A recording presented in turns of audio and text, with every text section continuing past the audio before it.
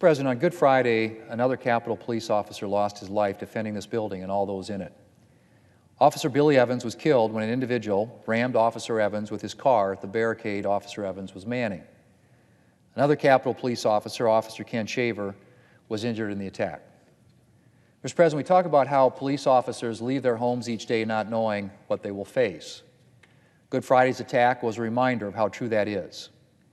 We can only be thankful that despite the ever-present risk that they will not make it back to their homes, men and women like Officer Evans and Officer Shaver still choose to serve, to put themselves on the front lines facing evil and danger so that the rest of us don't have to.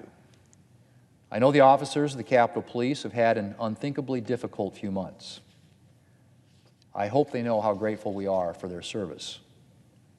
Today, Officer Billy Evans lies in honor in the Rotunda, a fitting tribute to a man who lived and died to protect those who serve in this building. My thoughts and prayers are with Officer Evans' two children, Logan and Abigail, with his mother, Janice, and with all those who mourn this brave man. May his memory be eternal. Mr. President, on Friday, in what is fast becoming a theme of his presidency, President Biden caved to the demands of the far left and officially established his court packing commission. Yes, court packing.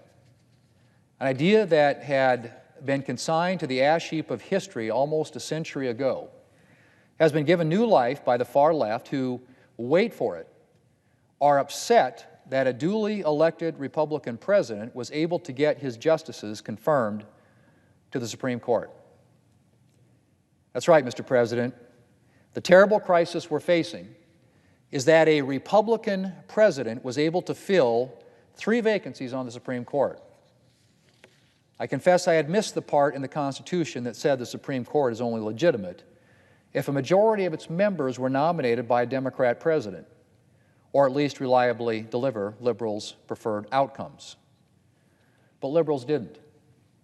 And now they're eager to restore balance to the Supreme Court by expanding the number of Supreme Court justices and ensuring that a Democrat president fill the new spots. And President Biden, the same man who once called President Roosevelt's failed court-packing proposal a bonehead idea and a terrible, terrible mistake to make, is apparently falling in with the far left's demands.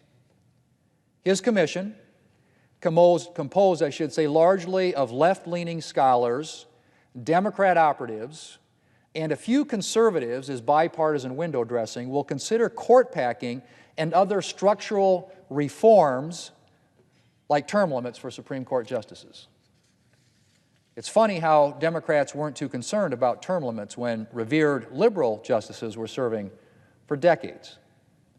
But faced with the terrible prospect that a Justice Barrett or a Justice Gorsuch might have a similarly long career, the left is suddenly eager to limit Supreme Court terms. Mr. President, there are so many things wrong with the left's court-packing proposals that it's difficult to know where to begin. But let's start with the ludicrous idea that packing the court will somehow restore the court's legitimacy in the eyes of the public. Not that the court's legitimacy has been lost in the eyes of anyone but far-left liberals. In fact, the Supreme Court might be the federal institution that garners the greatest degree of respect from the public. The Supreme Court's approval rating routinely exceeds that of Congress, and usually by a substantial margin. But let's suppose for a second that liberals are correct and that the Supreme Court has lost its legitimacy in the eyes of the public. If that is the case, Mr. President, there is nothing Democrats could do that would be more guaranteed to further undermine public trust in the court than to pack the court. Nothing. The Democrats seriously think that they can enhance the credibility of the Supreme Court in the eyes of the American people by expanding it to add more Democrat justices. Do they think the 74 million people who voted for Republicans in the last election are going to see this as adding necessary balance to the court? If they do, they should think again. As Justice Stephen Breyer noted just last week, it is wrong to think of the court, and I quote, as another political institution. And it is doubly wrong to think of its members as junior league politicians. Structural alteration motivated by the perception of political influence can only feed that perception, further eroding that trust, end quote. That from Justice Stephen Breyer. Republicans, and I venture to say a lot of independent and Democrat voters as well, will see this for exactly what it is. And that's an attempt by Democrats to undermine an essential institution to ensure that Democrats get the Supreme Court rulings that they want. Democrats can dress up their openness to court-packing proposals in lofty language and full expressions of concern for the institution, but no one, Mr. President, is fooled. This is about power, pure and simple. Democrats want power. They want to be able to impose the policies they want when they want them. And they're afraid if the Supreme Court isn't packed full of Democrat nominees, the Supreme Court might rule against them. And so more and more Democrats are apparently perfectly willing to consider undermining, if not destroying, a fundamental part of our system of government to guarantee their political power. Mr. President, let's think about this in practical terms for a minute. Let's suppose that Democrats actually succeed in expanding the Supreme Court and adding more Democrat nominees. What do they think is going to happen next time there's a Republican president and a Republican Congress? Well, I can tell you. Republicans would make their own move to restore balance and add some more Republican Supreme Court nominees. And then I imagine when Democrats retook power, they'd do the same thing. In a decade or so, Mr. President, the Supreme Court could be expanded, I should say, to laughable proportions. Think about it. How many justices are we going to have? 15? 20? 30? There would be no end to this lunacy. Mr. President, in the words of Justice Ruth Bader Ginsburg only 2 years ago, and I quote, 9 seems to be a good number. It's been that way for a long time. I think it was a bad idea when President Franklin Roosevelt tried to pack the court, end quote. And that again, the late Justice Ruth Bader Ginsburg. She said it was a bad idea, Mr. President. And fortunately for the country, when President Roosevelt proposed his court-packing plan, both Republicans and Democrats opposed it.